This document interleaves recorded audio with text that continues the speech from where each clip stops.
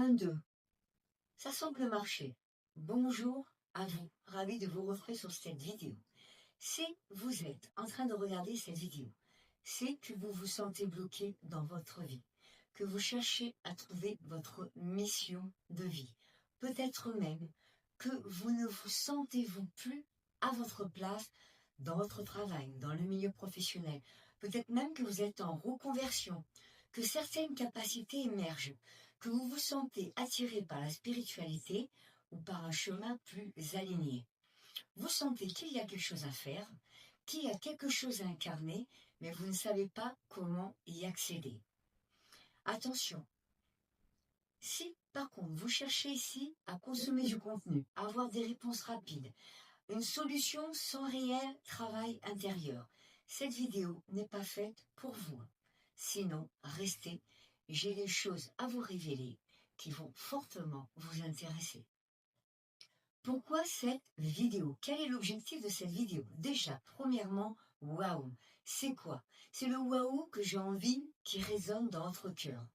Que vous vous disiez, après avoir regardé cette vidéo, si Sonia, en quelques minutes, elle arrive à mettre des mots exactement sur ce que je ressens, comment son accompagnement pourrait concrètement m'aider à lever mes blocages et à trouver ma mission de vie. J'espère être la personne qui va arriver à mettre les mots forts dans ce que tu ressens aujourd'hui, dans ce que tu vis, et de t'apporter la solution à cette problématique dans laquelle tu te trouves actuellement. Qui suis-je? Pour pouvoir parler de ce sujet, je suis Sonia Jean. Je suis coach premium en bien-être, thérapeute et formatrice certifiée. Je me précise, je suis auteur aussi de livres de bien-être aux éditions Erol. Il y a 15 ans, j'étais commerciale. Je pensais que j'étais à ma place. Sauf que de nombreux burn-out se sont accumulés, jusqu'à être hospitalisée pour un risque d'infarctus. Sur mon lit d'hôpital, j'ai énormément réfléchi sur ma vie et j'ai compris que quelque chose n'allait pas. C'est en traversant ce processus et être aujourd'hui, 15 ans après, ici, devant vous, devant toi, sur cette vidéo, que je suis arrivée à créer ma propre méthode pour aider à lever les blocages cognitifs, émotionnels, identitaires et à trouver sa mission de vie. J'ai accompagné aujourd'hui à travers mes formations, mes soins, mes accompagnements, plus de 9000 personnes pour arriver dans cette dynamique transformation. Aider les personnes à trouver leur mission, à lever leurs blocages. Et aujourd'hui, tu peux être cette personne. Allons dans le vif du sujet. La plupart des personnes veulent agir. Elles se forcent à passer à l'action. Et aujourd'hui, dans le bien-être, on veut être bien, on veut faire bien. Alors, elles font des soins, des rituels, des pratiques, et c'est très bien. Elles essaient de penser positif ou de se motiver. C'est parfait aussi. Elles sentent qu'elles avancent par moments, mais au fond, quelque chose bloque toujours. Elles reviennent sans cesse au même point ou à des périodes de stagnation avec les mêmes doutes, les mêmes peurs et les mêmes hésitations. Pourquoi cela ne marche pas? Je vais y répondre maintenant. Parce que leurs pensées, leurs croyances inconscientes n'ont jamais été travaillées. En tout cas, comme moi, je les travaille. Elles viennent de l'éducation, de l'histoire personnelle, des mémoires familiales. Elles conditionnent en permanence nos choix, nos émotions, nos actions et nos réactions.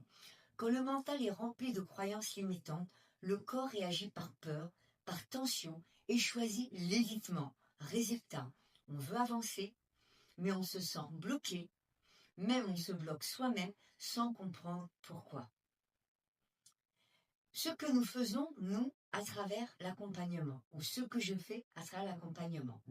On commence par le cognitif. On va identifier les croyances inconscientes qui dirigent nos vies. On met en lumière les schémas mentaux automatiques et les programmes internes qui conditionnent nos réactions et nos décisions. On comprend comment le mental est structuré, comment il fonctionne, comment il se protège, mais aussi comment il nous limite. Puis on reprogramme progressivement l'esprit pour que les décisions et les actions ne soient plus guidées par la peur et le conditionnement, mais par la clarté et la cohérence intérieure. Le lien avec la mission de vie, me direz-vous, tant que l'esprit est brouillé par des croyances limitées, il est impossible d'avoir une vision claire de sa mission de vie. La clarté mentale est la première étape pour savoir où vous devez aller et pourquoi vous vous sentez bloqué. Après cette étape, il y a une deuxième résistance, l'émotionnel. La plupart des personnes retiennent leurs émotions. Dans le milieu du bien-être, le développement personnel, on valorise beaucoup la bienveillance, le calme, la positivité. On évite la colère, la tristesse et la peur. On apprend à aller bien et toujours bien. Résultat, on n'écoute plus vraiment ce qui se passe à l'intérieur de nous. On met de côté notre vulnérabilité comme quelque chose de négatif. Les émotions sont contenues, refoulées, cristallisées. Parfois, on fait des soins, un soin par-ci, un soin par-là, une libération ponctuelle, mais sans fil conducteur, sans compréhension globale, sans cohérence entre le mental, l'émotionnel et le corps. Pourquoi ça ne marche pas? Parce que l'émotionnel ne fonctionne pas seul. La pensée conditionne l'émotionnel et l'émotionnel vient après la pensée et agit directement sur le corps. Si le cognitif n'a pas été travaillé avant, l'émotion va rester bloquée ou elle revient. Certaines réponses émotionnelles sont automatiques et d'autres sont traumatiques, voire les deux. Elles sont liées à des mémoires d'abandon, d'échec ou de rejet, d'auto-jugement ou à la dévalorisation. Le corps ne fait pas la différence entre un danger réel et un danger imaginé. Il en a fond par le cognitif, l'émotionnel réagit, il va automatiquement se bloquer. Il se met en protection, il paralyse l'action. C'est pour ça que malgré les soins, les mêmes blocages réapparaissent et que certaines situations reviennent à des moments clés de notre vie. Ce que je fais ou ce que nous faisons à travers la méthode Catalyst. Dans mon accompagnement, l'émotionnel est toujours travaillé après le cognitif. Comme je vous l'ai dit, la pensée précède l'émotionnel. Nous allons libérer les émotions après, mais surtout rétablir le lien entre les émotions et le corps. On apprend à reconnaître les réactions automatiques, à comprendre ce que le corps exprime, à sortir des réponses de survie.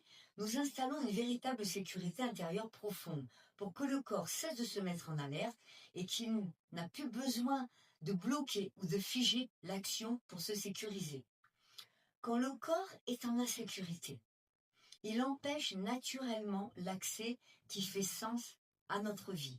Pour retrouver une sécurité émotionnelle, il va falloir permettre d'écouter cette émotion pour retrouver les vrais élans qui vont nous amener vers notre mission de vie. Mais viennent surgir, en troisième point, les blessures identitaires, c'est-à-dire qui nous sommes véritablement dans notre nature profonde. Aujourd'hui, il y a une vraie quête de sens. De plus en plus de personnes cherchent à se reconvertir, à changer de voie, à comprendre pourquoi elles ne se sentent plus à leur place dans leur travail et dans le monde de manière générale. Presque d'un actif sur 5 est en reconversion et presque une personne sur 2 envisage un changement pour trouver du sens à leur vie et à leur travail. La question de la mission de vie est devenue une question centrale aujourd'hui. Les gens cherchent des réponses, ils cherchent leur talent, ils veulent savoir qui ils sont, ce qu'ils doivent faire pour lever leur blocage et trouver leur mission. À travers des tests, des stages, des lectures, des formations, souvent j'entends dire « tu es médium, tu es thérapeute, tu es fait pour ça ». Mais les réponses peuvent rassurer sur le moment, mais très souvent, elles ne transforment pas la vie, car on n'incarne pas pleinement qui nous sommes. Et c'est pour ça que cela ne marche pas et ne suffit pas d'avoir la réponse. Parce qu'on ne peut pas incarner un talent ni une mission de vie sans une identité claire. Beaucoup de personnes reçoivent une étiquette, mais ne se sentent pas alignées avec ce qu'on leur dit. J'ai accompagné par exemple une personne à qui on avait dit lors d'une lecture qu'il était médium. Elle a fait des stages et elle a même fait ma formation pour développer ses capacités médiumniques. Mais elle ne ressentait rien. Elle ne trouvait pas sa place. Elle doutait profondément d'elle-même. Il y avait un manque de clarté évident. Et ce manque de clarté y amenait un manque de capacité. Le problème, c'était un problème d'incarnation.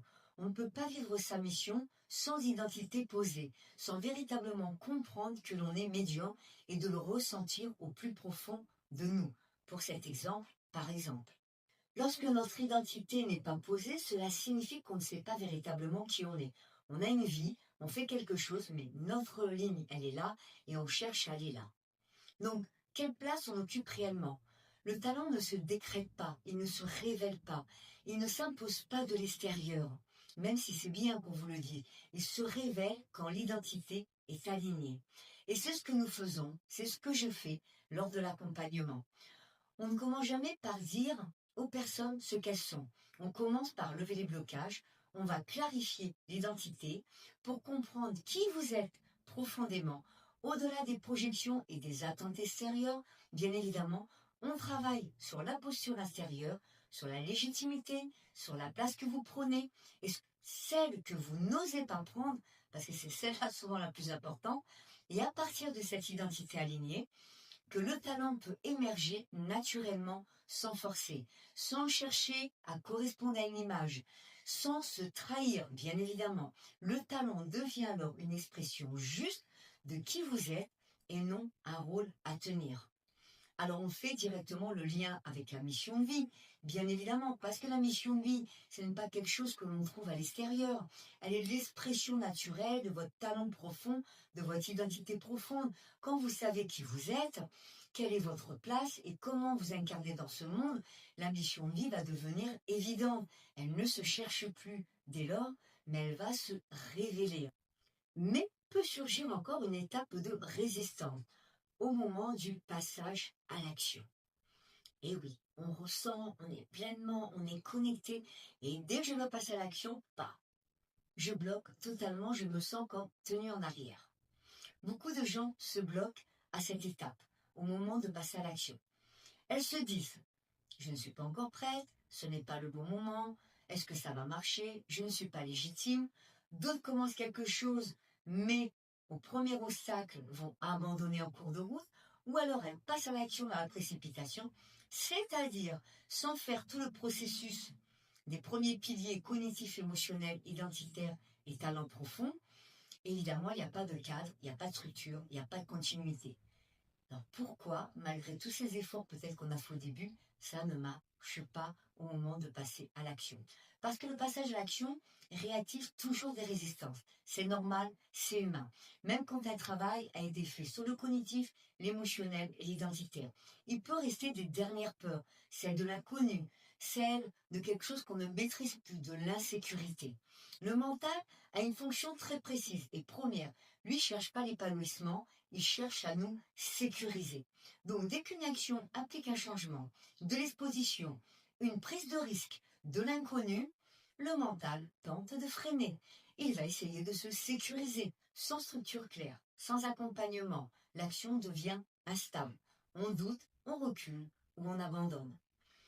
Ce que nous faisons ou ce que je fais à travers cet accompagnement, eh ben, il y a un pilier du passage à l'action. On va faire un passage à l'action structuré et sécurisé. Nous allons mettre en place des plans d'action concrets à votre rythme et au niveau d'un besoin de sécurité intérieure de chacun. Chaque action va être liée au travail cognitif, émotionnel et identitaire fait en amont. Nous travaillons aussi sur la gestion des rechutes. Et oui, il y en a, nous le savons. Ces moments où une nouvelle résistance apparaît au moment d'avancer réellement. L'objectif n'est pas d'agir plus, mais d'agir de manière juste, dans la continuité et dans la durée. Évidemment, à travers la mission de vie, une mission de vie ne se révèle pas sans une mise en mouvement. Dès lors, sans action structurée, elle reste une idée, une intuition, un ressenti, un appel. Et c'est l'action juste, alignée et accompagnée qui va permettre de transformer cette intuition en réalité vécue. Comme Sophie, qui a trouvé sa mission et qui aujourd'hui est totalement épanouie, à la fois dans son activité professionnelle, mais du lieu où elle vit. Elle vivait à Paris, elle m'a contactée pour un accompagnement, à l'époque uniquement pour soigner ses blessures. On a commencé un accompagnement de 3 mois, toutes les deux. Je lui ai dit que pour moi, c'était son travail qui l'amenait dans cette dépression, dans ce malaise. Elle n'était pas à sa place et c'était cela que son corps exprimait. Pour elle, partir de Paris, partir de son travail, ce n'était pas concevable au moment où on a fait l'accompagnement. Aujourd'hui, au bout de 2 ans et demi, elle a une boutique au bord de mer pour des produits naturel de bien-être, et c'est ce qu'elle souhaitait, avoir sa boutique au bord de la mer. Nous avons fait cet accompagnement ensemble et j'aimerais te demander une première question. Qu'est-ce que le travail que nous avons fait sur tes blessures émotionnelles t'a apporté concrètement aujourd'hui? Le travail que j'ai effectué sur mes blessures émotionnelles, c'était vraiment indispensable, dans mon parcours, d'acceptation et de guérison.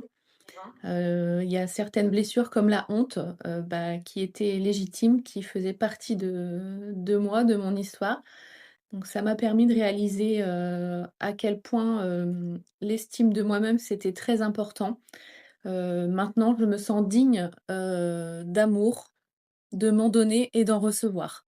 Mais écoute, c'est vrai que dans ce parcours, il y a eu d'autres blessures, mais celle-ci était importante. Elle était importante parce que on est sur la légitimité. Du coup, ça me fait basculer sur cette deuxième question. La légitimité, souvent, c'est ce qui nous manque pour passer à l'action, pour se sentir, donc à notre place, pour agir et peut-être sur une activité qui nous paraît, peut-être improbable et qu'on n'ose pas mettre en place ou en tout cas mettre en action dans nos vies. Donc, qu'est-ce que cet accompagnement t'a permis de débloquer? Déjà à travers le travail des blessures émotionnelles, mais qu'est-ce que ça t'a permis de débloquer dans ta vie et surtout dans ta mission, dans la place que tu cherchais, aujourd'hui, hein? Déjà, je tiens à le dire, ça a été fait vraiment avec beaucoup de bienveillance, sans jugement. Chose qui a été, très important pour moi, pour débloquer, des choses dans ma vie. D'y voir plus clair, par exemple, faire preuve de discernement, heu et également, de faire, plus attention, à mes besoins. Ensuite, j'ai retrouvé confiance en moi, je me suis alignée, donc ce qui m'a permis de débloquer, du coup, quelque chose de très important, au niveau de ma mission de vie, quelque chose, auquel j'avais déjà pensé. J'avais jamais osé, passer le cap. Donc je suis, la formation EMK que tu proposes et ce qui va me permettre donc d'acquérir, les connaissances nécessaires pour que moi aussi, je puisse ensuite accompagner les personnes dans leur cheminement. Donc oui, c'est possible et c'est possible aussi pour toi. Si toi aussi, en effet, tu te sens bloqué, si tu sens qu'il y a des choses à lever, que tu aimerais découvrir ton talent spirituel, l'incarner, le développer, découvrir ta mission de vie et peut-être en faire une activité professionnelle, pourquoi pas? Alors je te propose quelque chose de très simple. Dessous, tu cliques sur le lien, tu bloques 30 minutes avec moi. Que va-t-il se passer dans cet échange totalement gratuit? Tu vas me parler de tes blocages, où tu en es aujourd'hui. Et moi, je vais te proposer un plan d'action. Nous en discuterons ensemble et cela te permettra de t'aider, de te projeter comment l'accompagnement peut t'aider. Et peut-être que cela t'aidera à y voir un peu plus clair aussi. Donc, qu'est-ce que tu as à perdre? 30 minutes avec moi? Tu verras. Ça sera super sympa et ça va t'apprendre de nombreuses choses. Donc, clique dessous. On se retrouve. Dès que tu as cliqué, tu as bloqué, je te contacte par WhatsApp. On va vaguement échanger pour préparer la séance. Et après, on se retrouvera. Donc, j'espère à très